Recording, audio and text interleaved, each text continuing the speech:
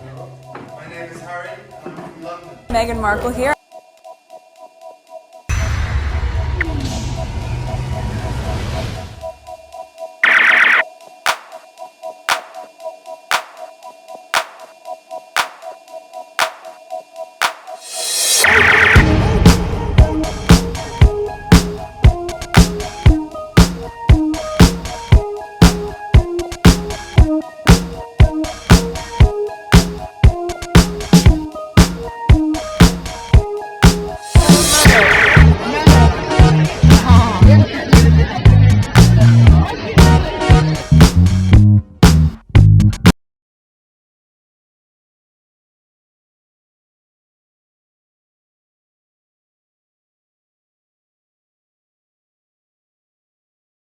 And I have some more. All right. Damn, karma. Stand down. Wrong KP. Save some of the other KP. Somebody come get karma. All right. So what is this? Oh, okay. When I saw this, I think I put it on my community board.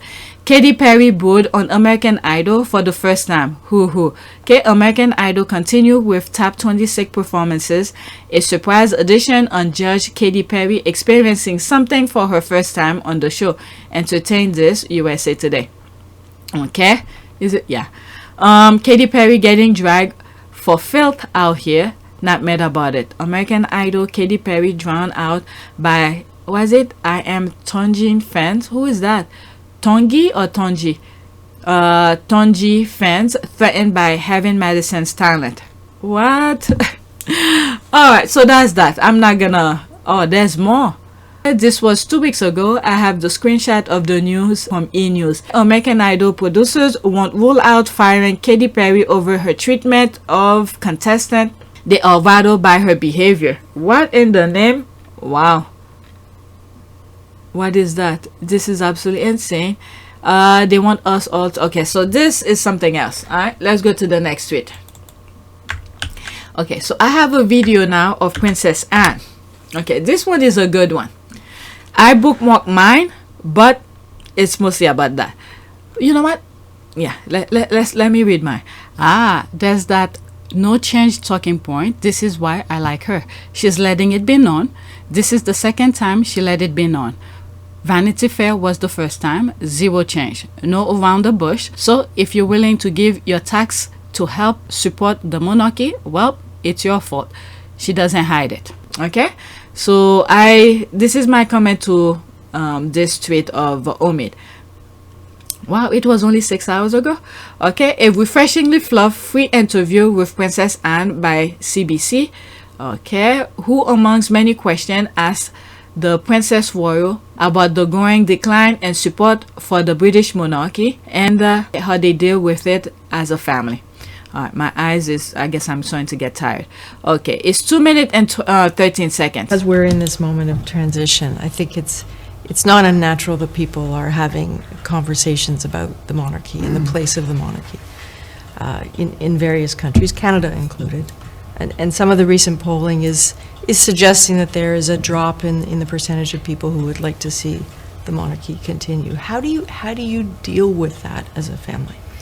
Well, we don't, in many respects, need to deal with it. Mm-hmm. Not least of all because it is the monarch that is the key to this, and the constitution that underpins the monarchy. We as a family see ourselves there as to support that role. What we do, we hope, contributes to the monarchy and the way in which it can convey continuity of not just interest but of service, of understanding, the way that people and communities want to live their lives. And I think so often we get the chance to see communities and the people who do things really well and are very generous with their time. What about Mayghan? When she was there, she did her work very well, contribute her time, but whatever.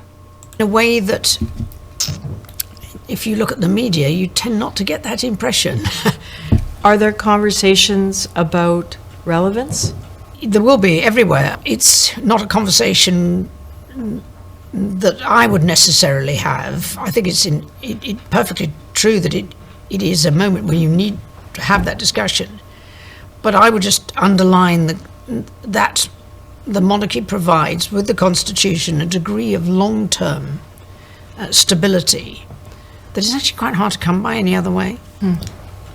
And when we think about this duty, this role that the king has taken on, what kind of king do you think he'll be? Well, you know what you're getting, because he's been practicing for a bit.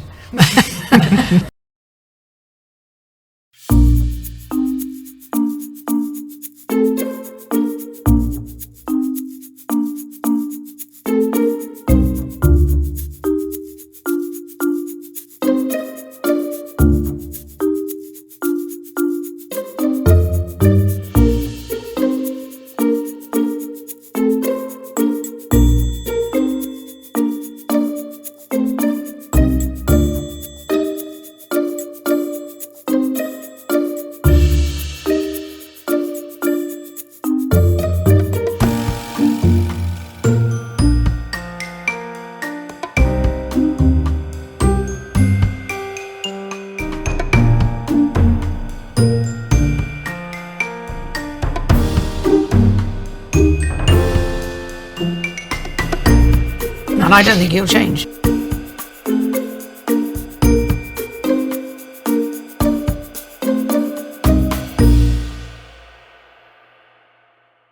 And I don't think he'll change.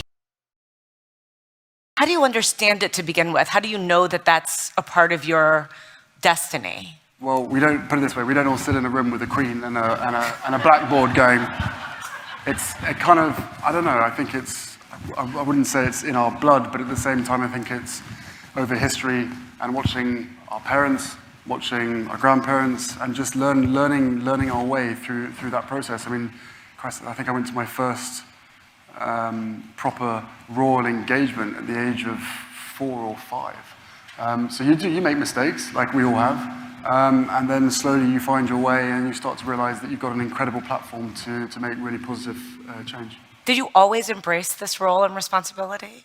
No, I don't think I understood it. I think what happened to my mum probably put me a step back, thinking, well, how could someone who did so much for the world and did so much for everybody else could be treated like that by a certain institution? So it takes a bit of getting used to, but as I said, you know, it's once you understand the privileged position that you're in, you've then got to spend the rest of your life earning that privilege and giving back and also gaining the trust and respect of the general public and then using that position for good. What helped you to understand that position that you were in? Spending 10 years in the military was one. And what did that do for you?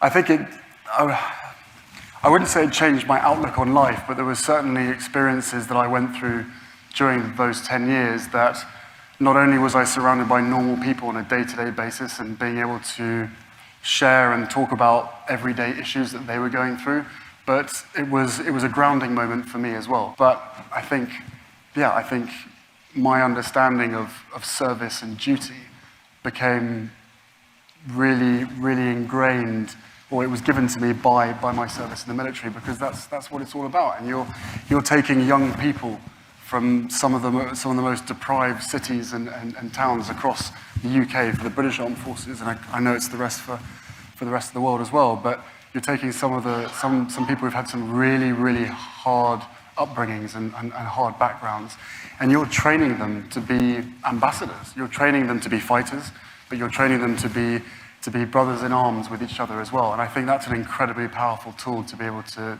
do. And I have a huge amount of respect for anybody, whatever their background is, to be able to serve your country like that. Well, we're going to come back to that in a little bit in terms of some of the efforts that you have around leaders in the military. But I want to ask you, you traveled the whole world in both your role, in your royal role. As you were going around the world, how did you get more focused on things that you cared about? I mean, we see a lot of pictures of you with children. You spent a year in Lesotho, yep. Right? And, you know, bring that to life for us. I get all of my passion, inspiration, and energy from young people. And that is from from the ages of 6 or 7 in the Caribbean, when you get a 6-year-old turning around to you and telling you exactly how much damage your country and the developed world is causing them, all the way to 28, 30-year-olds who at some point in their life have already a better understanding of duty and service than I ever did at that age. Practicing for a bit, and I don't think he'll change. Because it's all about giving back. So yeah, I think that, look, lots of people say that, oh, your job of traveling the world is wonderful. Of course it's wonderful. But when when we get sent to some countries, we don't always get to see the beautiful parts. We're always there trying to deal with some of the issues, but also doing everything we can to bring people together to make change, to make positive change. And it's an absolute joy and a privilege to meet the younger generation of change makers across the world who genuinely believe in the fact that they, as a single person and as a group and as a community and as a nation, not only can change their country, but can change the world as well. And that is what keeps me going on a day-to-day basis. So when a 6-year-old says to you that your country is ruining theirs, what do you do or say? Agree with them slightly. Look, we all know the issues that are out there, with the climate and the environmental issues. And I don't want to say it's refreshing, but it is nice to know that kids that young have an appreciation and understanding greater than some of the people who have been on this planet for 60, 70 years. So I think without question, I've been a pessimist many times because of the work that we end up doing. You can be surrounded by negativity sometimes. But as I said just now, the younger generation of the world has turned me into an optimist, because they are the best connected, the most passionate generation that I think that we've ever had. And what we need to do is be able to create a platform so that they can be heard, because they have the solutions to some of the world's biggest problems. I was actually going to ask you that because my sense would be that you've seen a lot of things up close. So you've seen miracles and you've seen great sadness. I mean, you go to a famine. Most of us read about one. And so you can see some things that perhaps none of us could really understand the scale or the breadth of the devastation up close. And you're saying that young people are the ones that keep you motivated to do this work. Why do you think young people are often so underestimated by society? Why do you think that 6-year-old voice or that 10-year-old voice or that 15-year-old voice is not treated the same way as that 60-year-old voice? Because that's the way it's always been. Before social media, before internet, before the way that everybody was connected in a positive way, it was always presumed, this is my take on it, which may be very wrong, but I think the presumption was always the longer you spend on this planet, the more experience and the more knowledge that you have. And I don't think he'll change. Fine. I think we all agree that the longer you're around for, the more experience you have. What do you think he'll be? Well, you know what you're getting, because he's been practicing for a bit. And I don't think he'll change. What kind of a world are we going to end up being part of if we don't listen to the younger generation who have all the solutions? They're better connected than ever before. And because of the connectivity, they have the opportunity and the ability to be able to fix problems in a quarter of the amount of time that anybody else of previous generations was able to do over a 10, 15, 20-year period. That I would necessarily have. I think it's perfectly true that it is a moment where you need to have that discussion. But I would just underline that the monarchy provides, with the Constitution, a degree of long-term stability that is actually quite hard to come by any other way. And when we think about this duty, this role that the king has taken on, what kind of king do you think he'll be? Well, you know what you're getting, because he's been practicing for a bit. And I don't think he'll change. There it is. Committed to his own level of service. That will remain true. As we're in. There it is. Where did she say it? Somewhere around there. He's committed to his own level of bit. And I don't think he'll change. There it is. He is committed to his own level of you're getting, because he's been practicing for a bit. And I don't think he'll change. You know, he is committed to his own level of service. That will remain true. As we're This is, like I said, this is why I like her. She let you know there's no change. All right, so let's see what some other people are saying. I read mine already. She said absolutely nothing. Only thing she said was Charles has been practicing for 50 years, which was true. That's all you get. What about the part where there's no change? You already know what you're getting. There's all the key point. You already know what you're getting. There will be no change. And he's been practicing for 50 whatever years. Okay, quite sometimes. Okay, Charles is committed to his own level of service. He won't change. Not sure if that was meant to be positive or a shade LOL. No, just letting you know how it is. She told us before on Vanity Fair, there's no need to change. No, they don't need to recreate the wheel or something like that. I'll put the screenshot because I saved it. And the other thing is, the institution would have been good in a sense if they follow the law. They respect the institution themselves, but they don't respect it. I think Anne respects the institution. Don't get me wrong. She does respect it. They call her to do things. She does it, whatever. She's not in line or whatever. But when they ask her to do something, she does it and then go mind her own business. I think she truly respects the institution. But the people who's running the institution don't respect it. You see all the nonsense that's going on around the back dealing and all of that. All right, they minimize. They how will I say that? They cut their wings. Charles, since he was a kid, they groom him to be afraid of things. Okay, so they could manipulate him. I think they all manipulate him in some shape or form. I don't know. Okay, because someone who's gonna be king to be doing some of the things that he's doing, there's absolutely no way. Okay, Omid is refreshing because Anne hardly speaks to her subject. For the majority of her mother's reign, she has stayed out of sight, and this is why I say she respects the institution. And scrutiny was established a rather brisk. She appeared resigned to the change afoot in her lifetime. Curtain peeled back, reveal versus little indeed. I appreciate that she doesn't try to go all fluffy, but she was very good there at not answering the question, or she did by simply slipping responsibility of answering that question to Charles, the monarchy in question. They are so good at using an endless number of words to say absolutely nothing. A rare skill. Got to end of that thinking. Thank love, give me nothing. Okay, what am I missing? She said nothing of relevance. She basically evaded answer direct question. That's what we call in the state talking loud and saying nothing. Okay, that's a lot of word of saying nothing. Well, why? How come did I get this? Did I miss something? At the beginning it was almost nothing, but when they get to the Charles part, is that you know what you're gonna get. There's no change. Term. Let's say here. The monarchy provides with the constitution a degree of long-term stability. See that part, okay? That's what it was supposed to do. It was supposed to do, which sounds good on paper and everything.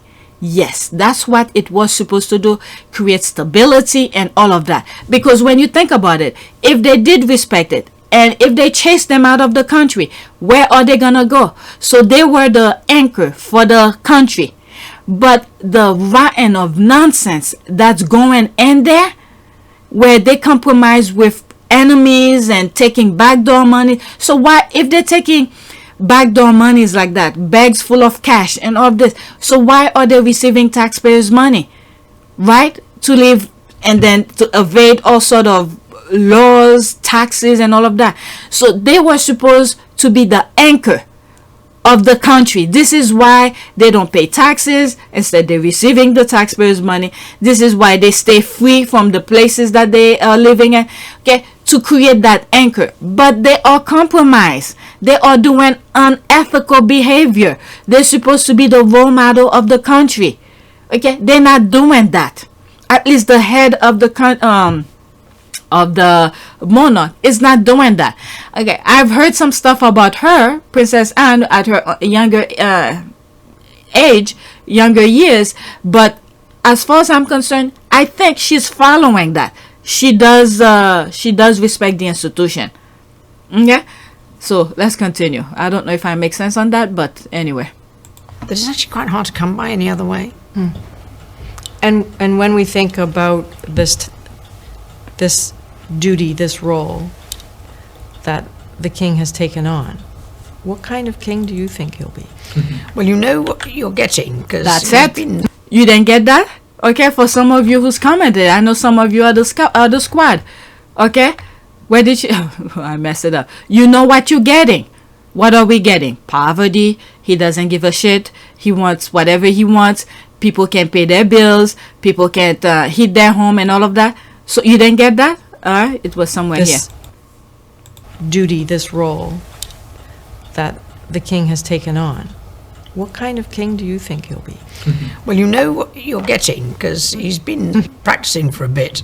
And I don't think he'll change. You know, There it is. I don't think he will change. You didn't get that? So what is going on right now in the UK? Things is not getting better. It's getting worse. So which means it's gonna get even worse than that. Okay? Let's rewind it one more. People are saying she's saying a lot of words but mean nothing. This is the key point. Neither and. you're getting, because he's been practicing for a bit. And I don't think he'll change. You know, he is committed to his own level of service. Committed to his own level of service. That will remain true. Okay, there it is.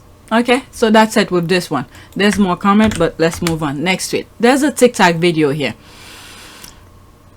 I purposely put it right after that video because of the no change thing here. So there was no caption on it, but when you listen to it, you'll understand. It's 1 minute and 56 seconds. We've been cordially invited to pay true allegiance to the future king and his family. Is this a fucking joke? In this country, 90,000 people die each year from poverty. One person every 6 minutes dies from starvation. I don't think it will change. I'm gonna be putting what Anne just said. I don't think it will change. Okay, I'm gonna start it all over, but I just got that idea. This is what I'm gonna do when this is playing. Okay, let's start all over. We've been cordially invited to pay true allegiance to the future king and his family. Is this a fucking joke? In this country, 90,000 people die each year from poverty. And I don't think he'll change. One person every 6 minutes dies from starvation in the UK. And I don't think he'll change. Over 250,000 people in the UK are homeless. 123,000 children. And I don't think he'll change. In London, 1 out of every 23 children are homeless. And I don't think he'll change. We have one of the highest wealth inequalities in the world. The top 100 wealthiest people in the UK have more money than the bottom quarter of the population combined. And I don't think he'll change. We have the highest energy bills in the world. And I don't think he'll change. And that has led to more food banks and now warm banks where people go so they don't freeze to death because they can't afford to pay for heating. Bit. And I don't think he'll change. And the Bank of England has told us we need to accept that we are poorer. Bit. We just need to accept that we have less money. Everything across the board has gone up in price. The only thing that hasn't gone up are wages. And I don't think he'll change. And people are out there now striking and demanding fair compensation for the work that they do. And they are being villainized and demonized by the same people who are profiting out of gouging the middle and working class. And I don't think he'll change. And now we've been invited to pay allegiance to the future head of our country as we pay £250 million of taxpayers' money for a promotion party for a dude who is worth £1.8 billion for a job that he was literally born into. And I don't think he'll change. The only defence for having a monarchy is tourism. So a little note for the Tourism Board of the UK. If your entire income is hinged on the existence of a dozen wealthy people living the life of Riley, then you may want to rethink your strategy. I would rather fall out of my window and land on a bicycle with no seat, crash it and catch my eyelid on a nail than say a good word about these pompous, scrounging freeloaders. Every last one of them a scum. Well, you know what you're getting, because he's been practicing for a bit. And I don't think he'll change. You know, There it is. Committed to... All right, so remember the last part he said here. All right, right here, right there. Say a good word about these pompous, scrounging freeloaders. Every last one of them a scum. Okay, every last one of them is scum. All right, so there's my comment. Oh, where's my comment? There's the clap. Okay, my comment is somewhere here. The mood of the nation, the royal propaganda media does not want us to know. Okay, where is my comment? Okay, did I tweet it out? Okay, I'll look for it in a few. Okay, the mood of the nation. Okay, I read that. Okay, he'd rather fall out of a tall building, land on a seatless bike, and snag his eyelid on a nail.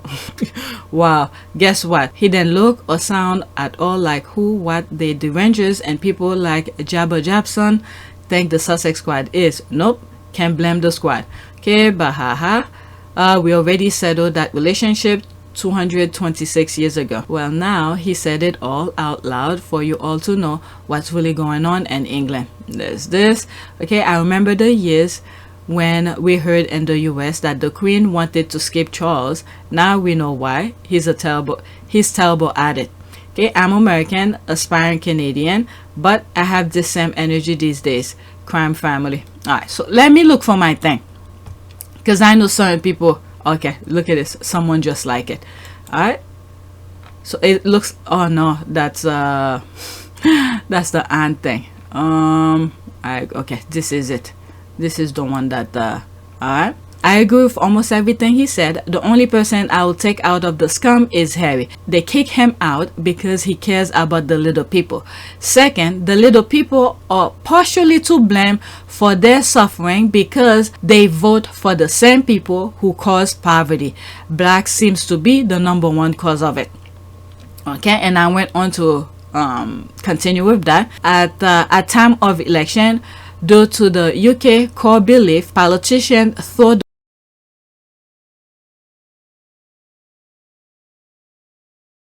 So it's hard to explain.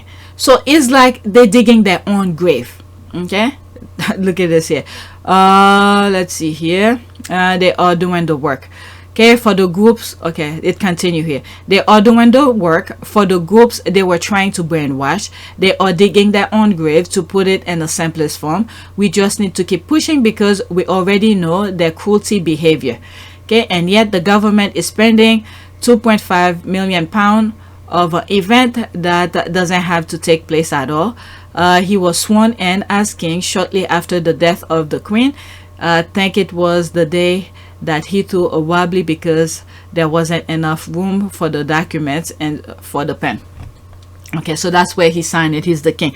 But anyway, so partially all the suffering that's going on in the UK, you know, it has to go to the people, because when you look at, I could have sworn in 2020 the US had the election. That's where we got rid of Trump. A little bit after that, the UK had the election.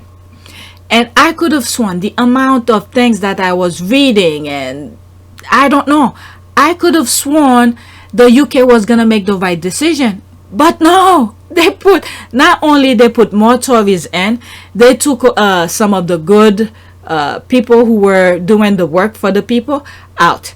So who is to blame for all of this? And then when election comes, what's gonna happen? All of these issues are gonna be out of the window. You're not gonna hear the politician talk about it. You're gonna hear the immigrants, the black, the brown, who's taking over there, whatever it is. But meanwhile, who's in control? This is what I mean. Who's in control? Black people or brown people are not in control. Well, when you look at the prime minister right now, but they voted him in. After they destroy everything, once they're gonna blame the poverty that's going on, he's gonna take the blame for it. You know what? Let me get off that topic. Next tweet. Alright, so there's this here. I purposely put it right after the other one. 49 seconds. Okay, all this is happening in a country that celebrates the elites and monarchy. Compulsory viewing for all politicians tonight at whatever. Okay, quote, it estimates 3.7 million children went without access to enough food last year, double than the year before. Schools, the fourth emergency service. All right, so let's read here. And this is like the second video that I have where they're talking about school children. Actually, third. The first one was with the football, who pay for school lunch for the kids. And then another clip that I have is that school lunch lady who's talking about sometime she has to take food away from the kids because there's no money into the kids' account. And then now this. All right. It's estimated 3.7 million children went without access to enough food last year, double the year before. And so schools like this have become so much more than places of learning, but a lifeline for parents. I catch up with Hugh back in the office, where he shows me a log of the school's hardship fund, money they've lent to families. So you're giving money to families so they can pay for their gas and electricity bills? Yes, yeah.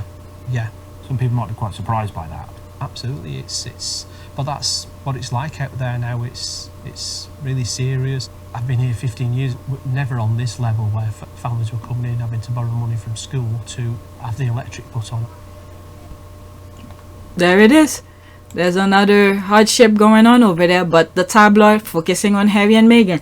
And then you had Hervey and Mayghan who were helping the people. They kicked them out of there. So I don't know what to say about the UK anymore. And I don't think he'll change.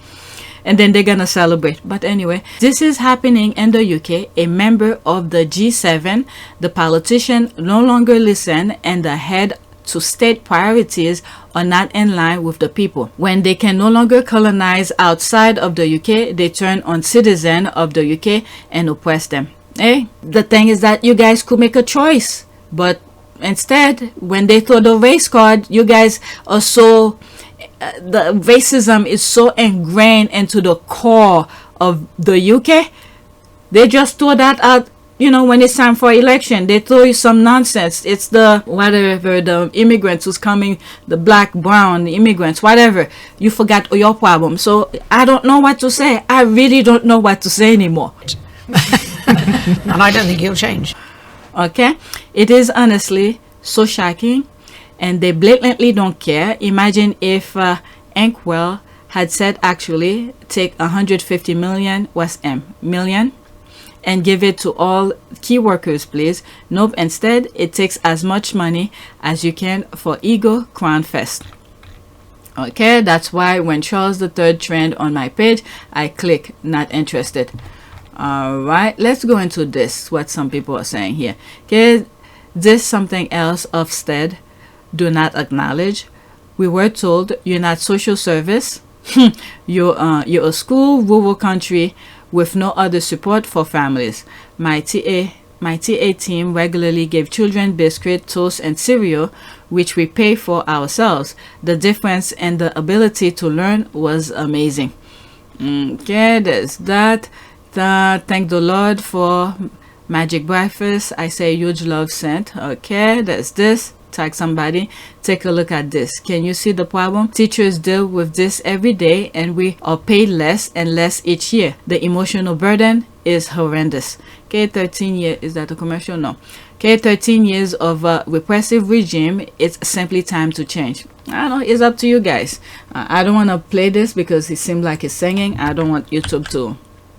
There's more comment. Let's move on. So this video is gonna turn into two. Alright, so there's this here.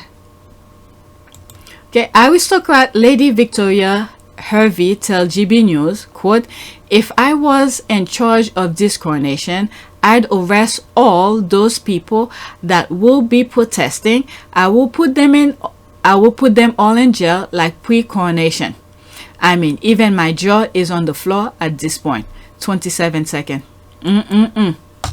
Wow, just wow. For protesting and all of that, but if I was in charge of this coronation, I would arrest all the heads of all of those kind of people that would be protesting. I would put them all in jail, like pre-coronation, and then release them after.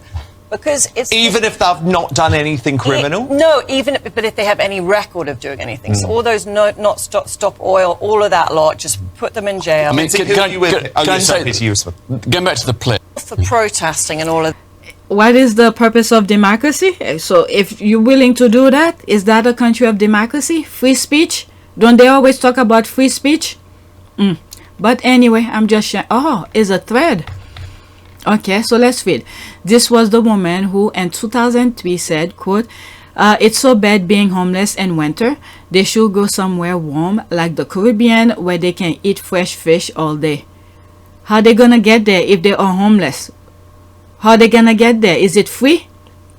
20 years ago, the Telegraph and Vogue and Tattlers started promoting so-called, quote, it girls, posh, opinionated, well-connected women who were all supposed to be fascinated with an attempt to re-stimulate the aristocracy. These individuals was one of that bunch of dollars. Okay, posh people like this think they're real rulers of this country because they've been brought up being told that it was, okay, it's what they are, no matter how stupid they are. No matter how stupid they are, no matter how appalling their views, they are still sought out and giving a platform if they want one. I mean, you can choose what life you are born into. It's not your fault if you're the daughter of some hereditary viscount. Wow. But by the age of 45, you can choose what sort of person you wish to be, and she's choosing to be this. Okay, I suppose the curse of being an aristocrat is that by definition you're not very good at anything you don't have to be. Your ancestors were, and they left you the loot and the silly titles that, absent of ability or talent, dissuade her from holding forth on sewer TV. Sewer TV. Alright, and they're always fascinated by their equally dull ancestors. It's all many of them have. Even mega royalist Wooten seemed genuinely taken aback. Okay, who is she? Is aristocrat a professional title? She's out of touch them with. Oh my god. The Dutch had dedicated areas for Republicans at the inauguration of Queen Beatrix in 1980, and place the Queen will have seen and heard them. The cry in 1980 was Geen Groen, green, what? Okay, no housing, no crown. Okay, the Belgians have done something similar, but someone holding a sign, I'm not your subject, got arrested. Wow. Okay, there's this. This is what we have to share our world with. Okay, I saw this. These are interesting things. There's a lot of noise going on Twitter, but these are the ones that that's worth sharing. Alright, so there's this one here. Hours after it emerged, Brits are being asked to pledge allegiance to King Charles on Coronation Day. Celtic fans at Hampden Park, okay, Hampden Park, made their views clear. Stick the coronation where? Listen, 16 seconds.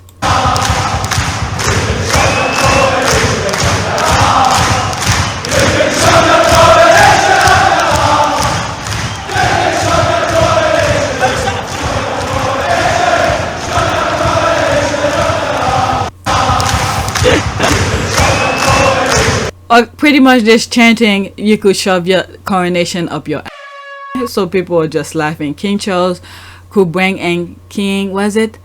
Vera, okay, I can't even read that, as a consultant on the UK, introducing the same lèse majesty laws as in Thailand. Wow, I never seen this picture. Okay, we like this. Wow, I never seen this picture. She looks so beautiful here. Okay, awesome. Go Ireland. Let's go to the next tweet. It's something similar. It's a different perspective of the same event. Alright, where's the pause? Alright. I don't often like football chants, but this one is quite catchy. Not my king, from Twitter, this and that. Alright, let's listen. 20 seconds.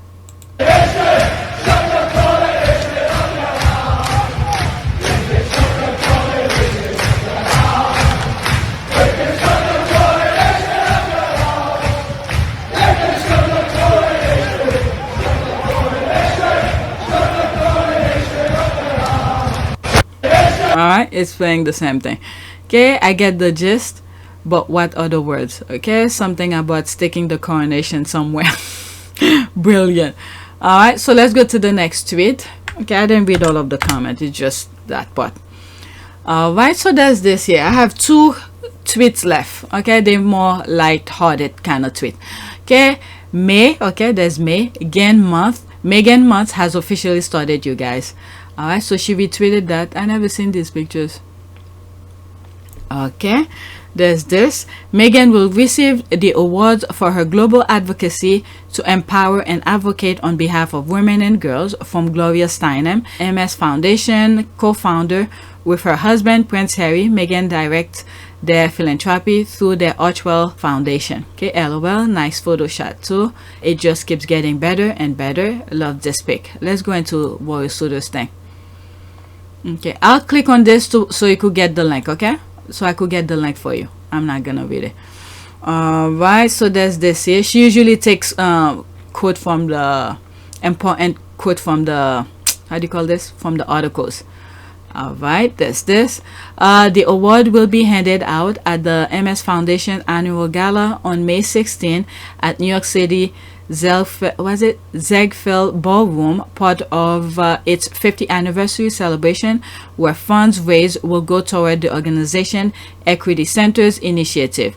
May will be a big month with the Gracies May 23. Okay, someone sent me what is it, the, how do you call this, the time and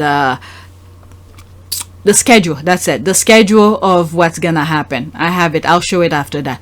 Okay, Meghan, the Duchess of Sussex, is a feminist champion of human rights and gender equity and global role models. Her lifelong advocacy for women and girls remain a constant thread she weaves through both humanitarian and business ventures. Okay, so there's that here. Women of Vision honorees.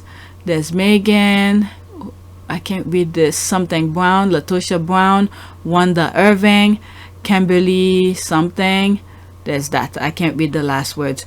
Okay, so there's that. Congratulations to my lady. May God continue to bless her abundantly. Congratulations. All right, so let me pull out that how do you call this, that schedule. Where is it?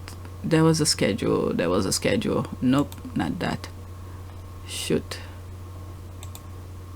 Okay, so there it is. This is the schedule.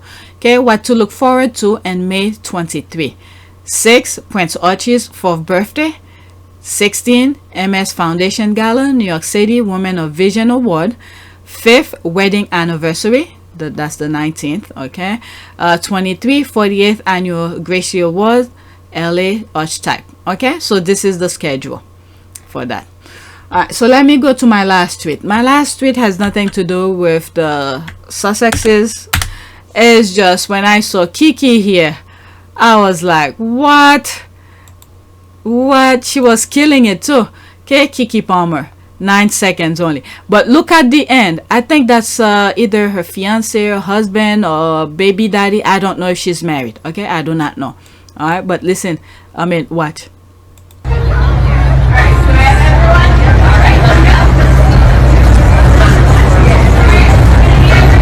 Look at that. I like the way he walks in with the baby. There, look at him. There's me here. I want that guts of hers. Okay, first, I don't have what she has. Second, I don't have the guts to wear it. Third, laughing my ass off. Okay, daddy is proud with his little creation. Look at his suave walk of his with his little mini-me. Oh my God, she's shaking it. Oh my goodness. That's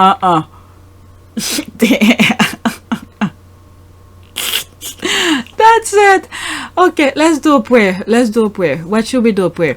I was thinking while I was doing some of the things that I was reading. Prayer. For the light of God to shine. I was thinking about that. What did I miss? Okay, I put a space. Light of God to shine. Let's see what happened here. God, your light is the commencement and culmination of creation. From now until forever, you are the light of life. You invite us to walk in your light and become light to the world as we do. Revive our hearts to sing. Quote, the little light of mine. I'm gonna let it shine. All right. The reason I was thinking about that when I was reading some of the tweets is that the lack of common sense, people, the compassion, the empathy, it's not there. So God's light needs to shine on people to see something different. My God, everybody is so easily. I'm thinking of these two tweets here. I mean, these two prayers. So I'm gonna read both of them. Okay, prayer for sick child, relieve child's distress. As a matter of fact, you know who I thought of? Church Nelly, because I put yesterday I didn't record anything, but I put a prayer out. I was reading some comments, and someone put that Church Nelly was gonna have surgery and things like that. So I put a prayer out. So this remind me of Church Nelly right now. Okay, even though it says sick child. Okay, Jehovah Rapha, my healer, answer me when I call. Please relieve the distress of my child. Show me grace and hear my prayer. Shine the light of your face upon us and heal my child. May my child lie down and sleep in peace for you alone. O Lord, make us to dwell in safety. We take refuge in you, our Savior, and we believe for greater things. Cause us to rejoice and shout for joy as healing comes. Amen. I said another one. I think it was this one. Okay, Heavenly Father, I don't know all of your ways, but I know that your light casts out the darkness. I know that your love casts out the hate of the world. I know that your forgiveness casts out the shame of my sin. Thank you, God, for being the light to guide me. In Jesus' name I pray, amen. I think this fits perfectly. Both prayers are pretty good. Alright, so that's it. Please take a moment to subscribe, like, and share. If you want to support this channel, there's a PayPal link and a Cash App link in the description. You could donate. Those who have donated, thank you. Alright, so that's it. I'm gonna work on my shop. It needs to be open soon, so I don't know if I'm fully ready for all of that. Alright, so that's it. Thank you for your support.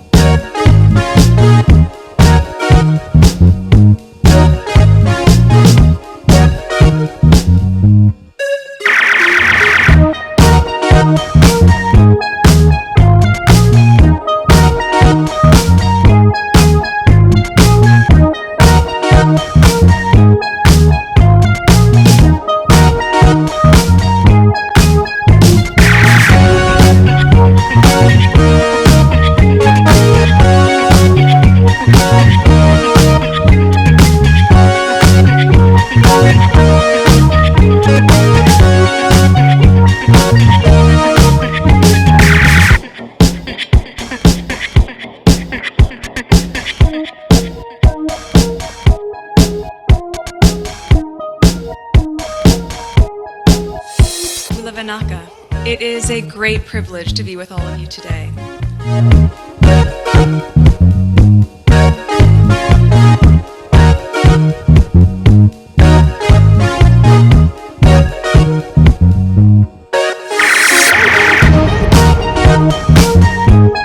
You know, we ask for forgiveness and please come back.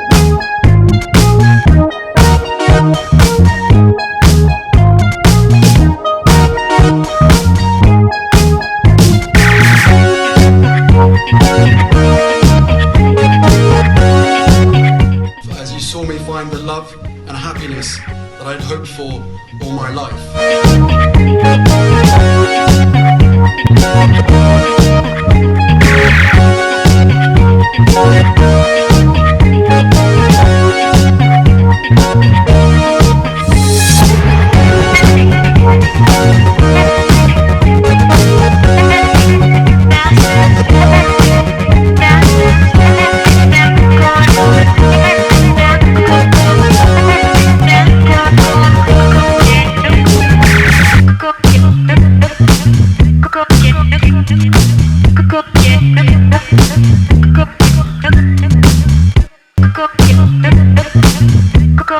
You are all in this together. And if I may speak personally, we are all in this together.